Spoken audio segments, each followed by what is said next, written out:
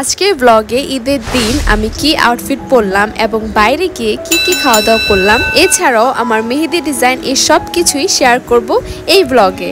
আসসালামু আলাইকুম সবাইকে, আপনাদের সবাইকে স্বাগতম আমার প্রিন্সেস ব্লগ চ্যানেলে।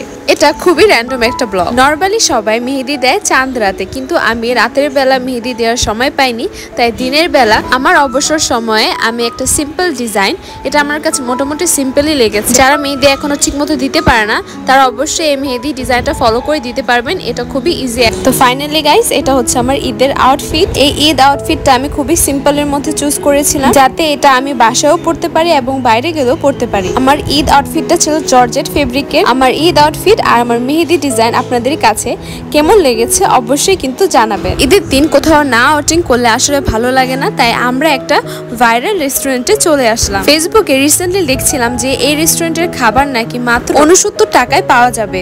এটা শুনে তো আমাদের সবার পুরো মাথা নষ্ট হয়ে গেছে। এই সুযোগটা কি ছাড়া যায় বলেন তো? যারা আমার ভিডিওস রেগুলারলি দেখেন তারা অবশ্যই জানেন যে এটা আমার ছোট বোন, এবং সেও তার ঈদের আউটফিট পরে এখানে খাবার টেস্ট করতে চলে এসেছে। তো আমরা এসেছিলাম এই রেস্টুরেন্টটিতে।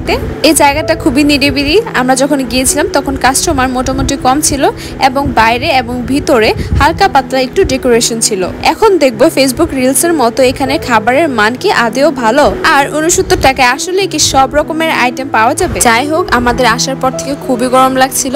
তো এখানে আমি আমার বোন আমাদের মেহেদি কালার কিরকম হয়েছে সেটা দেখাতে যাব, ঠিক তখনই আমার হাজবেন্ড এসে তার হাত দেখানো শুরু করে দিয়েছে। মানে সে চাচ্ছে আমাদের ভিডিওটা নষ্ট হোক। যাই হোক, কথা ছিল যে সব রকমের ফুড আইটেম মাত্র 69 টাকায় পেয়ে যাব, কিন্তু আসার পর দেখলাম এখানে ফুড আইটেমের রেঞ্জ এক একটার এক এক রকম।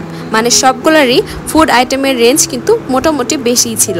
তাই বন্ধুরা, অবশ্যই ফেসবুকের রিলস দেখে কোনো জায়গায় খেতে যাবে না, তাহলে আমাদের মতো বিপদে পড়ে যাবে। ফেসবুকে যেভাবে ফুড রিভিউ দেওয়া হচ্ছিল, মনে হচ্ছিল ফুডটা কতই না মজা, কতই না সুস্বাদু। এত অল্প প্রাইসে এত মজাদার খাবার আর কোথাও পাওয়া যাবে না, কিন্তু বাস্তবে পুরাই উল্টা ছিল। নাচোসটা আমার কাছে বাকি সবার কাছে মোটামুটি ভালো লেগেছে, তবে মিট বক্সটা খেয়ে আমরা টোটালি ডিসঅ্যাপয়েন্টেড হয়ে গেছিলাম।